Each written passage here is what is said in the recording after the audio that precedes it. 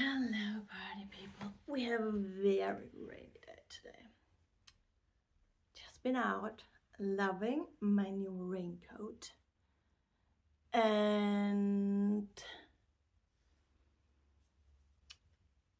just thought about how I just bought it last year, and before that, had a short one just for bicycling and biking.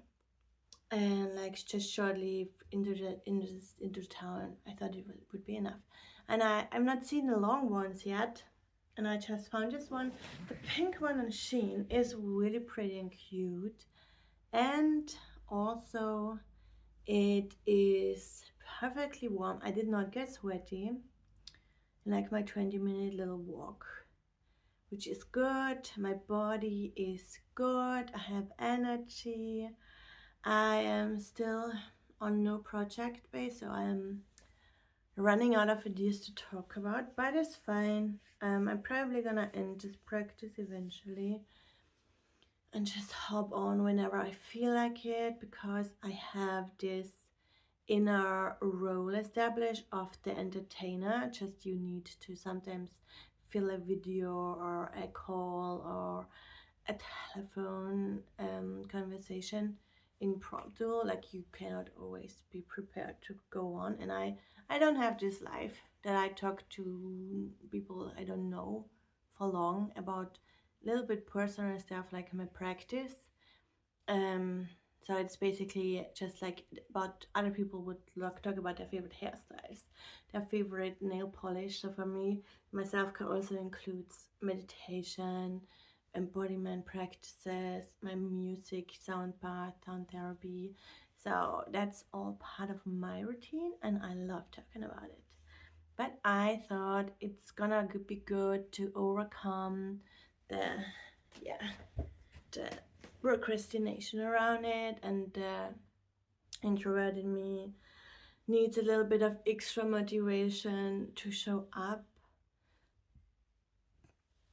And yeah, it's good now. I'm pretty happy. I'm very proud that I followed through in the fever phase, but I was like, oh, it's just gonna be 3 days again, it will be fine. And then it went on and off and on and on and off for weeks.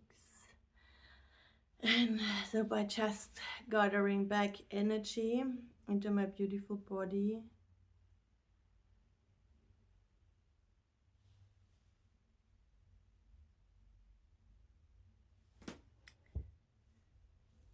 and that's what I did, what I'm doing just right now. So I'm I even had my heater on overnight.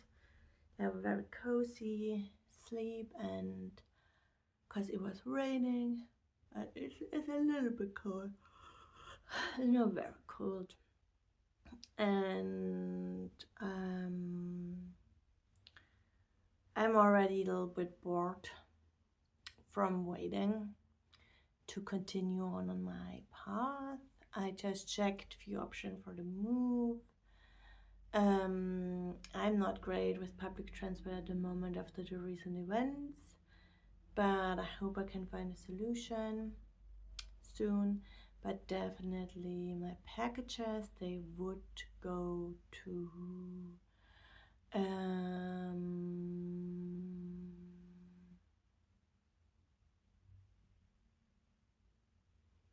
to the flat. They just pick it up at my place, and I think I probably can ask them to bring it on a certain time, for example the afternoon, where I would be already in a new flat, or on the next day. I'm not 100% sure. And I would just take a few parcels with me, just the necessities, and then gonna go with my suitcase there. Um, there's also the option of getting a company to move the things, but I've never done that. But no, so I I don't want to make a big fuss out of it. I just want to be there, just want to relax and gather up more energy because I don't have any. And then I'm gonna be bothering about how will I get all the decorations, all the music instruments. Like just I'm just gonna be out of here because I'm very unhappy just by with the place of living, and it is getting worse and worse and worse. People are very abusive, very mean in the public daylight. I have never seen a behavior like this in this village. I have lived here for 20 years in the beginning of my life, and now it is absolute working poor, destruction, depressed. They act like they live in a big depression, but at the same time, they have very cheap shops. They have houses. Sometimes they have two houses. They go on vacation 3 times a year. So it is really intoxicating. And there's no way they are just gonna. They don't even leave you be for a little walk in the village. They stare at you. The car tries to get you on the when you cross the street. They don't properly stop. They try to scare people. The kids are very offensive and very destructive. Like they are very much trying to cling on to you, and if you don't be acting like their favorite grandma, they are very mean, and it is absolute scandalous. And I'm out of here at the same time I see the politics going to waste, because it is all of Austria that is showing and including they are responsible for safe standards for families, and this is not a thing at the moment. I do think it escalated with the lockdowns because people stopped trusting them because they were taking away their human rights. Now, what I am witnessing is that they are trying to rise from the streets to govern themselves because they lost all trust. And that's not very funny because that's absolute ridiculous that they cannot just go on and collect signatures and uh, um, get it to the court, get the discussion going, ask the press there. That would be great content, even. They would definitely find it interesting and use it for their own agendas. So they don't get this rolling even. They just they just think, oh yeah, I had to stay home. Like I don't want another mommy. It tells me to stay away from people, but like they were causing harm to them. They might have been ill. I've seen lots of cases of single people in the city and everywhere. They were really struggling. They were really so vulnerable and scared. And I was like, I've not been out a lot. And if I was out, I sensed that they need space. And I too needed the space. Just immediately. I'd also have fears then. But yeah, it was a terrible time. It is definitely a lack of trust in the society, neighbor to neighbor, politician to voters, non-voters to voters too. Um, Lots of funding gone. They just the politicians they know it and they are really trying to bully back. They get bullied in public. They are shamed. Their voters are very offensive, especially the typical voters who think they will be gathering empowerment by voting. That's just a weird mindset. But anyways, the politicians they shout back in their own way, and you see it everywhere. Also with social media ban, just taking away their platforms because they share. It is a way to really calm them down, and that is concerning. And that is where like I am woke, literally. I am I am scared for them. Because I don't feel that much because they will not ban it for everyday life. They need the platforms themselves because they will not make websites with their agendas for their own voters. They just need the algorithm, and that's actually not supposed to be. Social media is for friends and interaction with people worldwide. And they all abused it, especially politicians as well as other media personnel. It's not for them. It's not for them to spam. And they are creating conflict around it to control, to inform, to manipulate. And because, yeah, they manipulate a lot in the newspapers nowadays. When I learned how to write a newspaper article, it was like this specific old training of gonna stay very neutral and short with sentences. It's just not entertaining. The news is not even close to be entertaining. But people did not really buy the newspapers. It was the same negative stuff every day. Nobody has time to sit with a full newspaper every day. That's why I love magazines, especially monthly. If if they cover stuff that I'm interested in, I'm loving it. But I have like a very good degree from university. So I'm a little bit bored with most branches, but I have my favorite magazines that and newspapers that I don't not like anymore. And it's also about economy stuff. So I do only read newspapers when I'm in a coffee shop alone and I'm bored, and then I'm like, oh goodness gracious. So they have the freedom of speech, but also they don't have the freedom of manipulation. And there needs to be consequences, but in my opinion, there is not really a lobby behind it.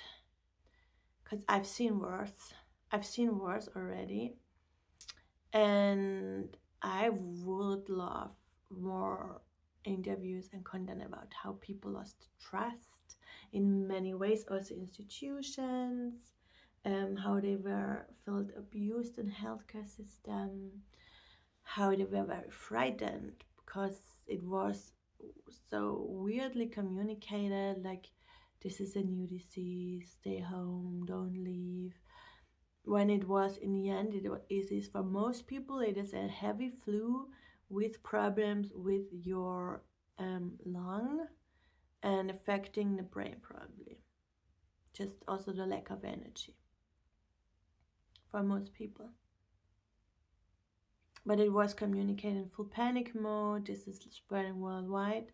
But like I know politicians are younger now than earlier, when life was not that busy and just constantly changing. It took longer for politicians to be not interested in politics. So it is just affecting the way of how politicians are, like they don't have long time plans. They people are frustrated. The youth is like lost. They've never dealt with it. They only deal with how to get more funds in their own parties. That's their main agenda, is making and generating prosperity for each other. They use this as a normal job now, when once it was a way to build a nation and collect influence for their target groups, which were the voters at the time. And now I see lots of us being just fine with taxes and very educated about standards, but I see that lockdown really created this huge loss of trust between people, between women and men, between politicians and voters, between press and TV. I witness how many branches are not affected, like just people like me who are not really I always stay informed about this one thing about politics that I need to know. For example, funding for NGOs is what I think is important. Climate change is something they just try to get voters for, which I don't think is helping them, because it is with agenda, because climate activists, they would laugh about the fact that the government thinks they did provide anything for that, and because that comes exactly from the people and working from their effort for environment. And you could with lots of force and work and labor introduce CSR to lots of corporations who already were a little bit waiting in a lot of ways. um, there are industries who don't want it, they don't want to hear it, and that's fine, but they know it and they acknowledge it, they have it on their mind. So it is, lots of it is worked. Like, it's not like in the 90s when stuff was leaking, you were like, oh, this is so terrible. Why? But now everybody knows, we worked around it, we have a frame set. It is hard to control that many people and that many agendas and that many company and that much money. So yeah, the environment and also third world countries and our everyday life, but everybody's everyday life is suffering, and therefore us nothing has changed except that politicians and their party voters too, I think, they are in conflict. Yeah, because that is a sense of superiority that does definitely trigger the power striving instinct in a politician. And I don't think that this will go unnoticed by their favorite voters. They might stop being voting. And I see just lots of protests activities, and I also am protesting in a way that I am not participating in politics, not even with a single vote, because I don't think this is worth standing for, in not even the way that I go there.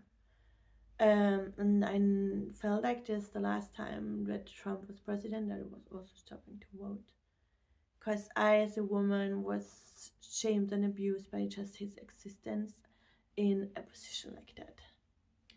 And I'm not even participating a single vote for it. And I just started volunteering and checked in with people, looked after friends who were also struggling, and then lots of self-care, self-love, and boundaries, boundaries, boundaries. Now I see how mostly lockdown is creating lots of chaos. And this war is stinging my heart. The Iranian war, and I'm feeling with Israeli people who are in war again, and they also have ancestral trauma that come from the Second World War. Many Jews over there, they lived, for example, in Austria. Once I feel with them, I pray for peace every day.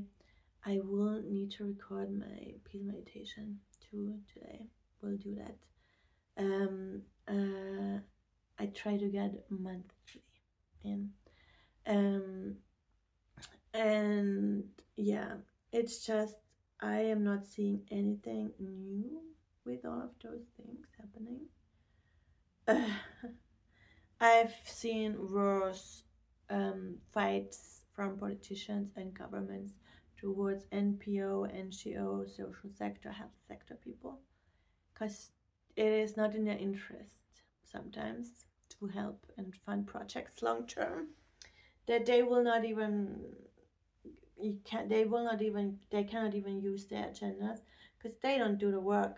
So, and we people like me, we work for minorities and for more healthcare and better future, and that is not exactly what the agenda of politicians is, as you might hear in their talks, is mostly about performance and power. There's typical a person who strives for that, they will go into politics. Um, and then people like me, we understand that early, that just not the shared path, and use that looking for a better lobby. And you learn more and you understand, and this is the way how like I would feel better, and I am just too clever to not be interested in any politics, but also I'm not too clever to get invested in it. So um,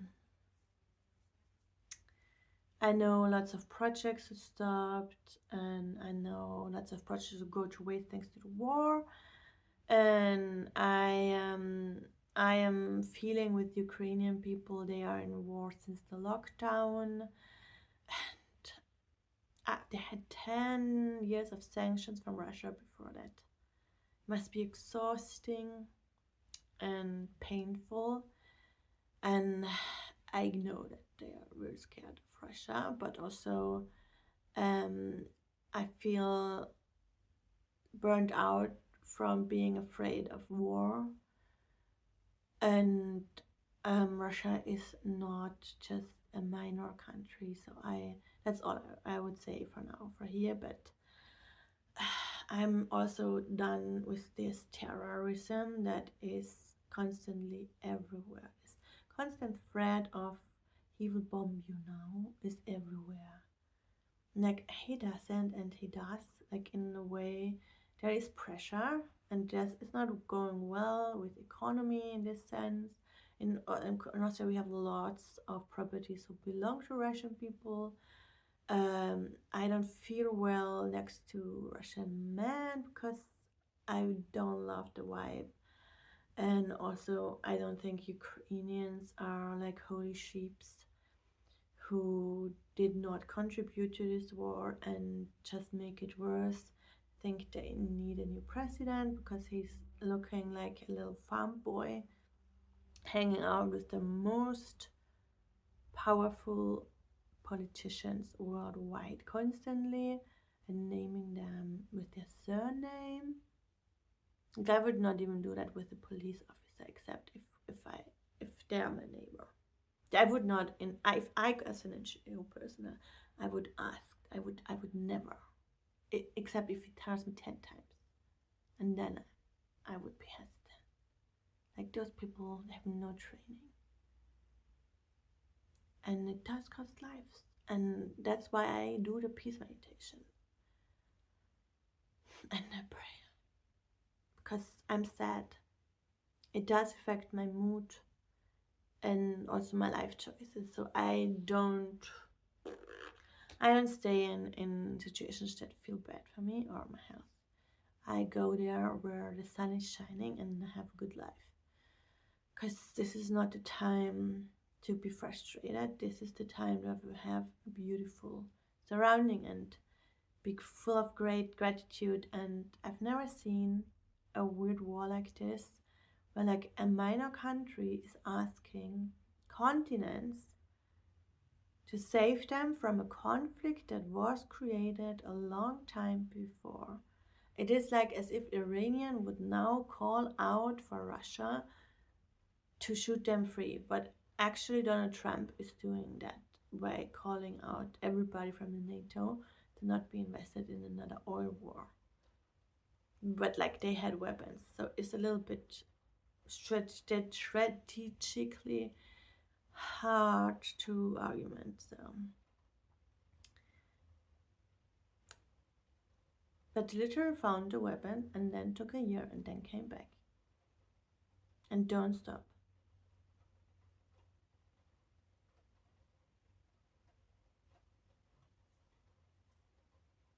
I know this kind of behavior from the NGO sector.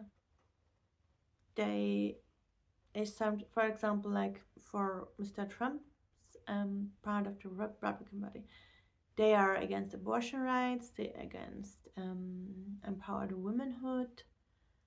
I know these belly aches with so I do lobby and I do network. And not against the environment and not against human rights, but for my interests. And then know the safe spaces and the good branches. So that's what I'm doing. I don't have, but like lots of people, they've not seen this kind of behavior yet. And this is changing the whole trust theme. And I'm worried, but I'm not more worried than usual. And I feel better the more people wake up the more they are free from this kind of trust that makes them vulnerable to exploitation. And I don't want them to be exploited, not even with their vote, not with their funding, not with their like